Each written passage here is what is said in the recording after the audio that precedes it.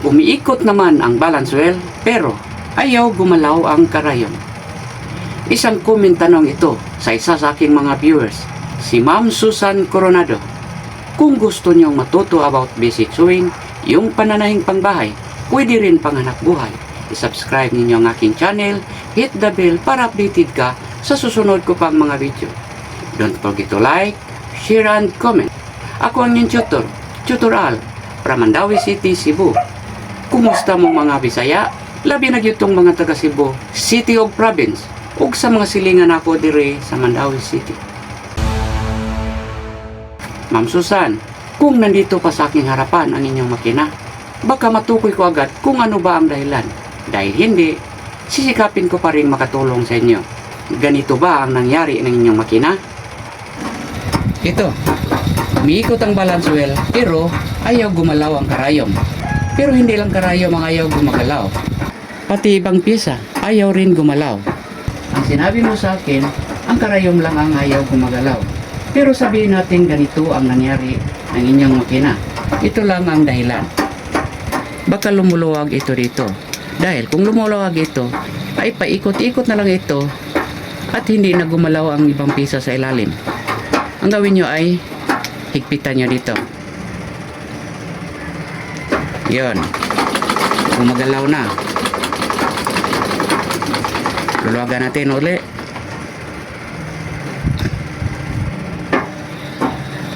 Yon. Hindi na naman gumagalaw ang ibang pyesa. Ikot-ikot na lang ang balance wheel. Higpitan natin muli. Yon. Gumagalaw na naman. Kung ganito ang nangyari ng inyong makina, ito lang ang dahilan. Higpitan nyo dito.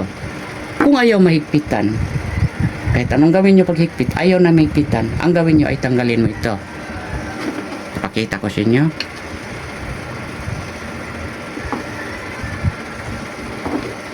Tapos tanggalin natin ito.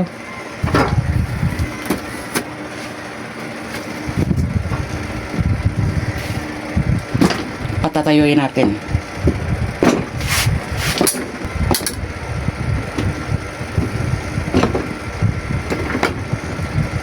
Tanggalin natin ito.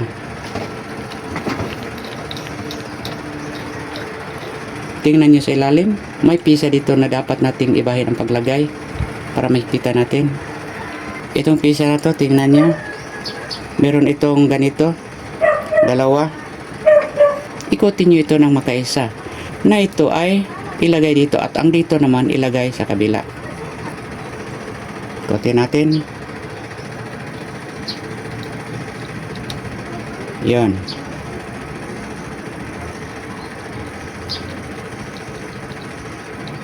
Tapos ibalik natin.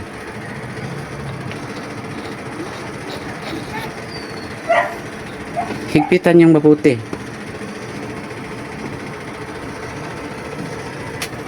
Tapos ibalik natin itong maliit na tornilyo.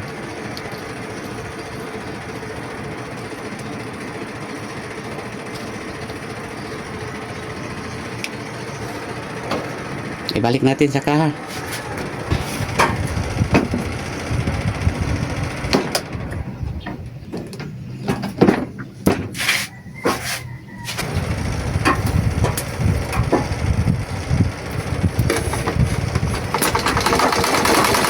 Yun.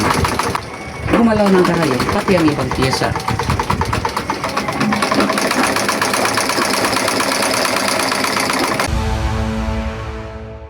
Pero kung talagang karayom lang ang hindi gumalaw, baka ito ang nangyari. Kung ang karayom lang ang ayaw gumalaw, iba na naman ang dahilan yan. Panoorin mo ito.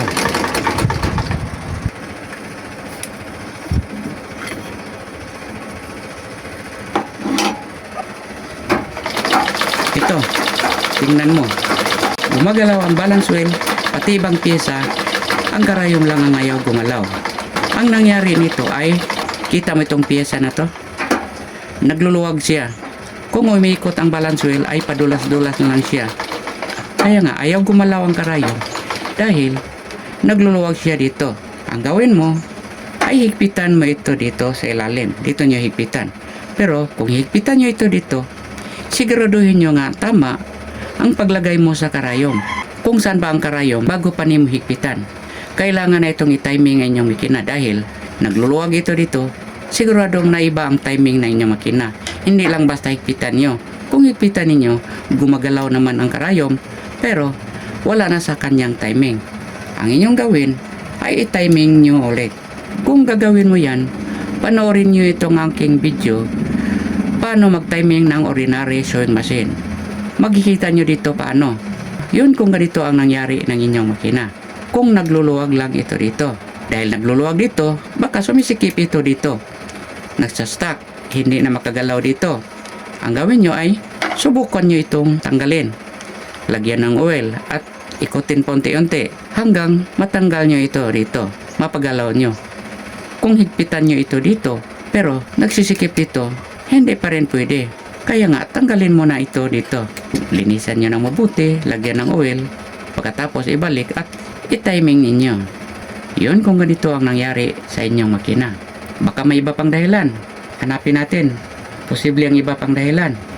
Ulitin ko, dito nyo ito higpitan, silipin nyo.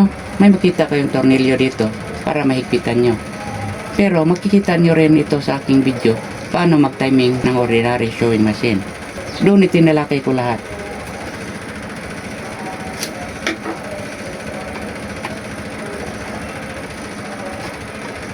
Wala na pong nakita na iba pang posibleng dahilan. Yun lang ang posibleng dahilan kung ang karayom ay ayaw gumalaw. Walang ibang pisa nagkukonekta dito sa karayom. Ito lang sinabi ko kanina. Itong dito ang siyang maghihigpit sa balance wheel. At itong pisa na to na dito tayo maghihigpit at magluluwag ng needle bar na siyang nagdadala ng karayom. Sana'y nakatulong ako sa inyo, Ma'am Susan. Sana'y malutas mo ang inyong problema ng inyong makina. At Ma'am Susan, pangdagdag kaalaman, panoorin mo ang iba kong video o kung pwede ang lahat kong video tungkol sa pagsasaayos ng makina. Marami kayong matutunan doon. Ako ang iyong tutorial para sa basic sewing tutorial. Good luck, good health, God bless.